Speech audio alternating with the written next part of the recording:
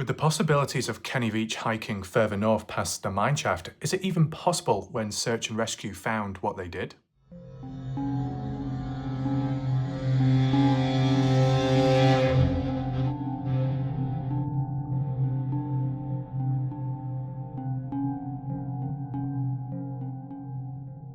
Hi there, welcome back to the Kenny Veach M Cave mystery, this time round focusing in on the scent of Kenny, because ultimately it's one of the most important pieces of tracking when it came to his phone. Yes, it was found at the mineshaft, but it's how they got there in the first place.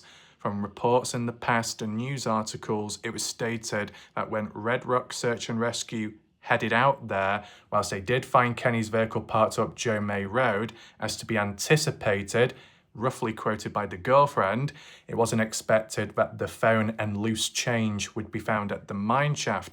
But in terms of getting from point A to point B, they did use dogs, sniffer dogs, to track Kenny's scent one way or another, and it led to the mineshaft. But that's the big issue. It ended at the mineshaft. It didn't go on any further. So what's the deal there? Because it's important to acknowledge the ins and outs as to why it could end where it did, but it doesn't mean to say Kenny is in the mineshaft when considering other hikers have been around. Speaking of mines and shafts, well, there will be another coverage there with credit to SB Vega's adventures, which I'll get to another day. But right now, I just want to focus in on the reality, the truth behind the possible whereabouts of Kenny and the deepness it can go. So if you are here during the live premiere, welcome. Share your thoughts in the live chat on the right side of the screen. And if you want to leave your thoughts below as to whether you agree or disagree, if you have any questions or answers, drop them down below in the comments under the video. It will help with spreading the awareness and just getting it out there. If you want to catch up on recent coverage and the full playlist on the Kenny Veach case, that's available top right corner where the I symbol is up there. And if you just want to support the channel in general, there is a pinned message in the comments with channel membership link and a direct PayPal link. With that all being said, I will be getting into a map analysis as well. Not too deep, but just to make it short and sweet and make it clear as to what I'm getting at right now. So when it comes to the scent of someone, you got to think, how far can they really go? And the latter stage of their scent should remain fresh, but the scent earlier on should vanish because it's older compared to the newer scent wherever they've gone on further. So let's say if Kenny Veach was from Joe May Road walking up to the mineshaft, and if he did continue on hiking forwards, such as the conversation that he had, which at the time was never seen before until I did some coverage on my channel, a conversation with his nephew Hunter Veach saying if he didn't find a cave, he would head 45 miles north. If that's what Kenny Veach did on his final never to be found again hike, going past the mineshaft and going over Wild Horse Pass onwards, that as long as Kenny continued onwards, his scent further on would start. His earlier scent would disperse and go away because it's older, it's not as fresh. You got to take into consideration when Kenny Veach was reported missing, it wasn't a day or a couple of days later by the girlfriend as they claim. Officially on the police report, it was 7 to 8 days later.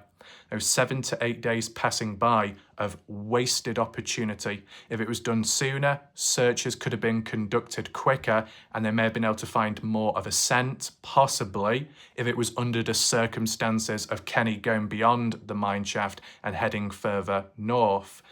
That if his scent you couldn't pick up or detect to begin with, such as at Joe May Road, is because that's an older scent which has expired.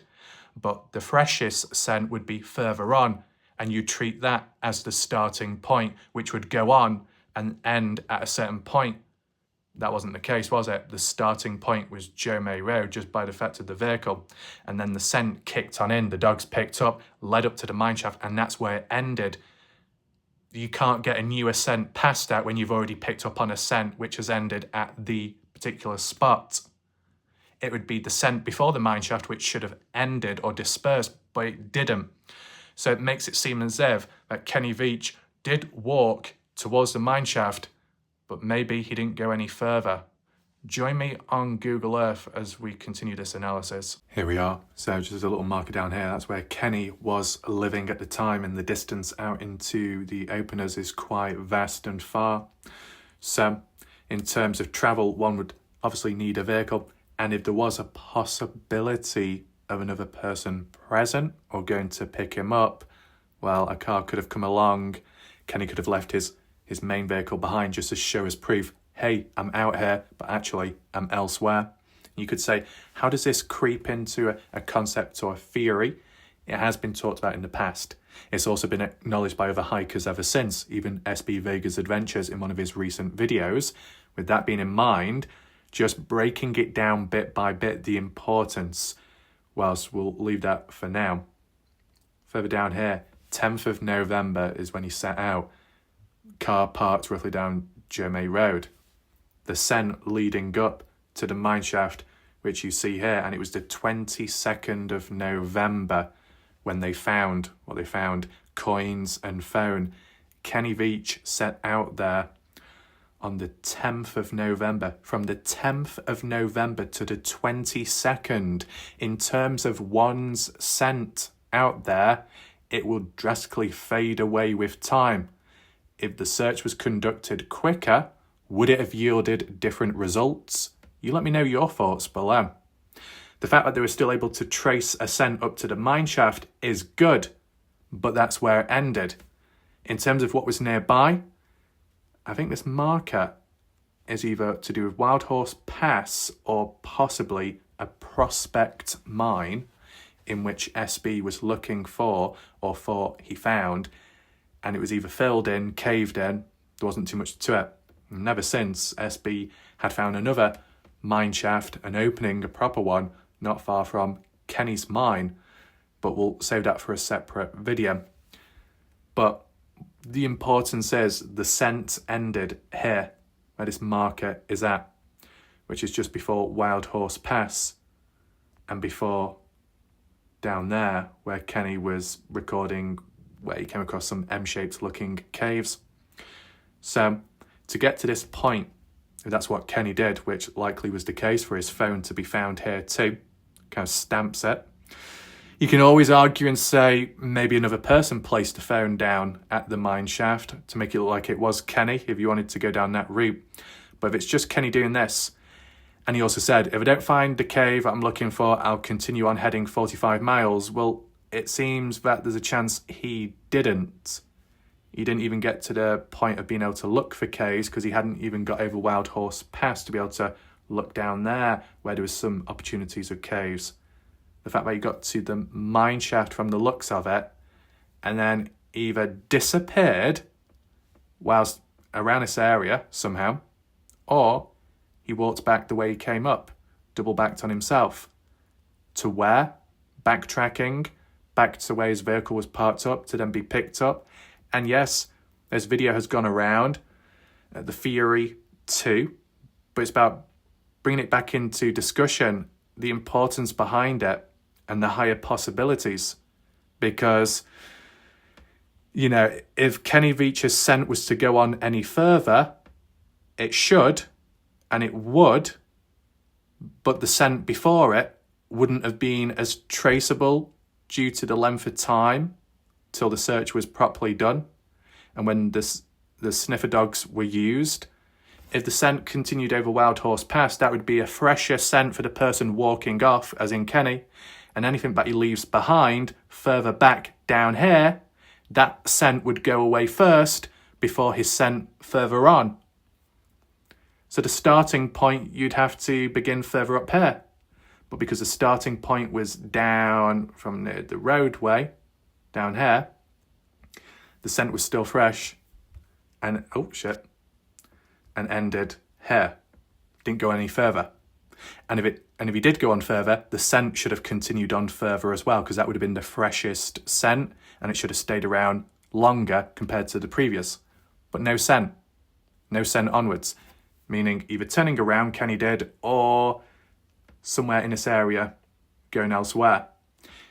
The only other thing to acknowledge besides a secondary factor, is over here, near Gas Peak Road camping area. It was mentioned that Kenny's scent was also found at Pine Nut Road. I can't remember if that was mentioned by Gene Lokowski, that claimed to be a part of the search and rescue group, that turned out to be a fake, or if it was actually search and rescue that may have made a reference. I know Scott Natal did search up this area of Pine Nut Road, which is quite far away from where Kenny was supposed to be, but maybe Scott Natal had other ideas or possibilities, or maybe he was influenced by the possibilities of Kenny's scent being found elsewhere. But it does seem further away and a bit of an abnormal finding or claim. But is there a possibility to suggest that once Kenny got to the mine shaft, he didn't want to be traced, so he put his phone down and coins, and then somehow he tried to remove his scent so he could continue on wherever he was going to go without being truly traced, as in with the scent? Because if it ended here and he continued on, something's got to be explained. I know people could say kidnapping, alien abduction, vanishing into thin air.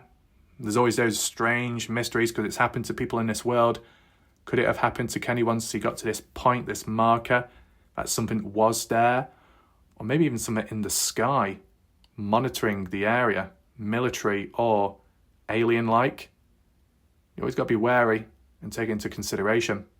Let me just show you one thing that I did find. When asking the question, can you hide your scent when out hiking? And the response was, you cannot completely hide your scent when out hiking, but you can significantly reduce it by washing with unscented soap, using scent eliminating sprays on your gear, and letting clothes air out to remove artificial odours, employing natural cover scents like local pine needles or dirt. So such as Kenny Veach, pine nut or pinion nut trees, the vegetation about rolling around in the dirt. Is that something Kenny Veach would do then?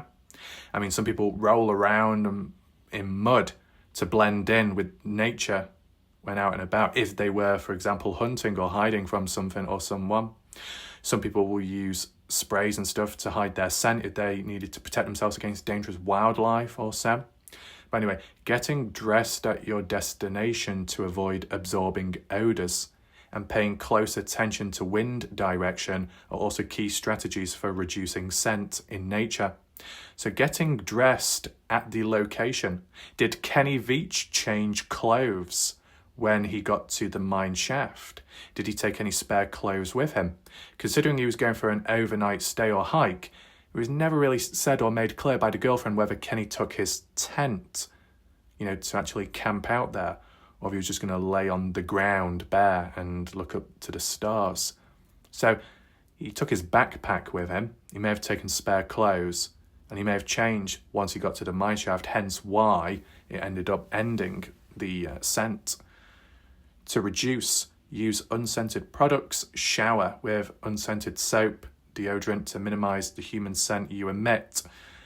Now, that could be the case, but even though reducing it, at least for the first part, the freshest, well, not the freshest part, the oldest part of the scent at the beginning, during my road to the, closer to the mine shaft, I don't think Kenny Veach would have used unscented soaps, in my opinion. Minimise exposure to other scents, avoiding using perfumes or other scented personal products that can be picked up by animals. I don't know if Kenny Veach would use deodorant or not. He might have done, maybe not, depending what mood or mindset he was in at the time. Wash clothes properly. Wash hiking clothes with an odourless soap and air dry them online to prevent them from absorbing indoor or other unwanted smells. There is that possibility of combining it that Kenny Veach wore what he wore at the time, which led to a scent being emitted, but then getting to the mine shaft, then changing so there was less of a scent. Control your gear scent. Dress at your destination. Get dressed in your hiking gear after arriving at your trail to prevent it from absorbing odours from your car or fuel, etc.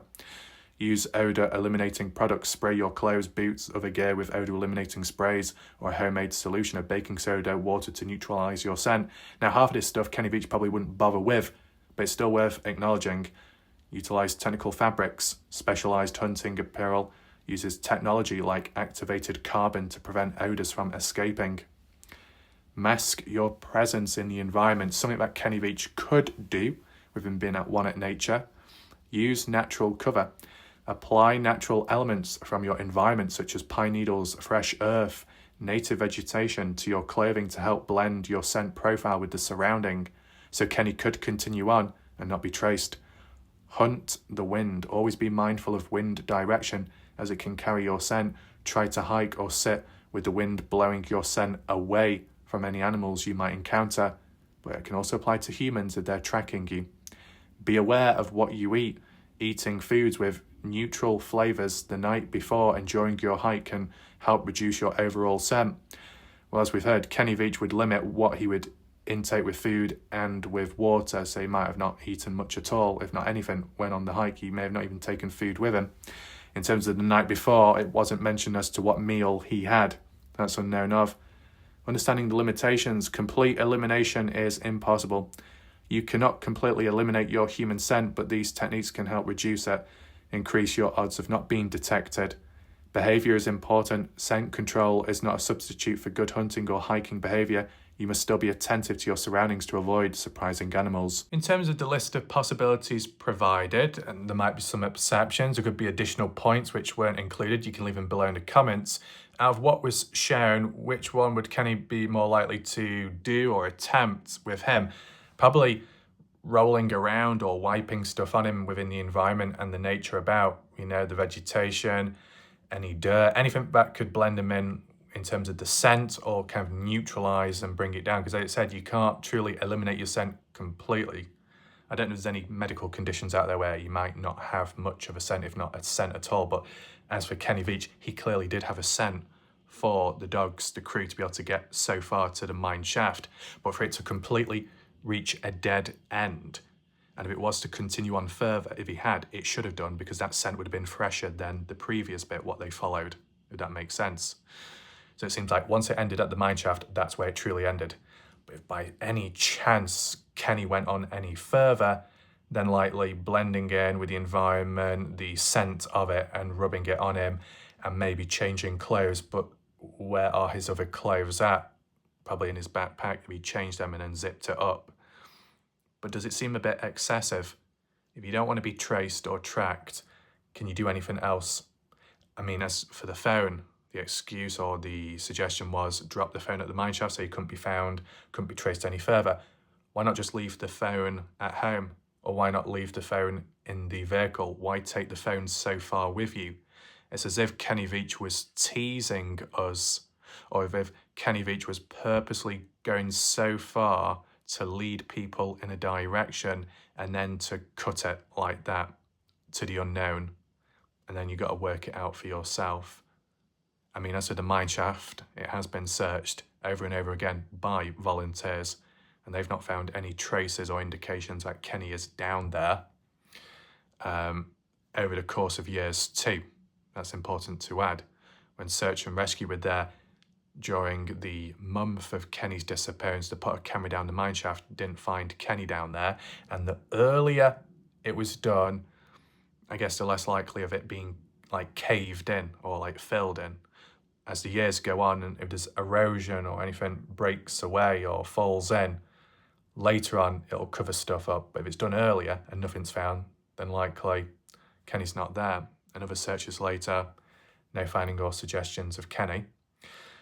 So if he's not at the mine or in the mine, then he may be at a different mine. That's the other possibility. If it's within the area, it could link to the loss of scent or the dead end. That can be for a separate video coming up. But the only other thing would be double tracking where he came from in the first place, to then go where, to maybe be picked up by someone else. They were specifically tracking Kenny's scent, not another person's, so I guess I wouldn't anticipate it. In terms of track tyre marks, was there an overlap of track marks? Who knows? See, the problem is, from the 10th of November to the 22nd, when a search was conducted and items were found, what happened in between that space of time? Wasted opportunity, maybe wasted scent, any other wasted evidence. If by some chance, not guaranteed, if anyone did go out there in between searching, not for Kenny, but maybe just hiking about, could certain track marks in the ground have been lost from the 10th to the 22nd, weather, wind, any rain in between, could that have washed away any possible track marks of a secondary vehicle coming to pick Kenny Veach up on the 10th of November to then go elsewhere? You never know. I know people could say, but why would you go out of your way to do such things like that? Well, there are previous videos on my channel you can check out for the add-ons, but what I just wanted to reiterate in today's video, and more so refine, because I might have misinterpreted it in the past, that's why I wanted to clear it more now, that the freshest scent will be much further on, but the earliest scent is more likely to be lost first, and that they started from the road to the mine shaft and then it ended. You know, seems like the freshest one, so anything before that should have stopped, and anything before that would have been Joe May Road and before, which isn't as important. I mean, double backing on itself, the other thing that you could argue is that the scent went so far and then it was strengthened if Kenny Veach walked back the way he came up, you know, doubling it, to then be picked up. As soon as he's in the vehicle, the scent probably won't go any further because you're in an enclosed space. If there was any sense of other people, that would have been interesting, but the dogs and the people weren't intending on looking for a second person at the time. So you wouldn't know, would you? So I want to know your thoughts below as to what you think, the importance of the scent. I don't think it gets talked about enough, especially in articles. I don't think the loose change gets talked about much at all. I don't think the condition of the phone, or at least questioning the condition of the phone, doesn't get talked about much.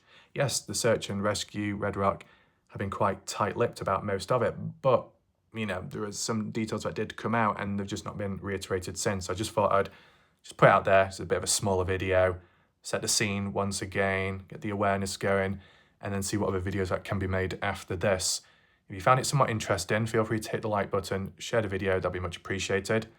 And on mobile devices at this moment in time, below comment section, if you swipe across, there is a hype button. If you hype the video, that'd be appreciated. Just kind of spreads that awareness to get out there so then more people can learn about the darker reality of Kenny Veach. And, you know, some people could say, why is it so dark if Kenny Veach went out there to the mine shaft and then stopped? That's why his scent did. And then he may have just turned back and then was picked up by someone. Because in a way, Kenny Veach has gone out of his way under those circumstances to make it seem like he's out in the desert, which encourages hikers to go out there, risk their life, searching for someone who may not even be there. You could say it's selfish. You could say there's a darker intention behind it. It's a damage that can follow after that if other hikers do get hurt or injured, if ever. Did Kenny take that into consideration under the theory of him not being out there? The second aspect would be if Kenny ended up at the mine shaft and he didn't turn back, but he didn't go on any further, he technically disappeared in that spot. And how do you just vanish like that? Some kind of alien abduction? Some kind of covert kidnapping? It's worth taking that into consideration. That does bring about a darker atmosphere. With the other mysteries out there, creepy sounds, some caught on camera, others just witnessed by hikers, you may not be alone out there. And maybe Kenny Veach found out the hard way. So we'll see what happens next.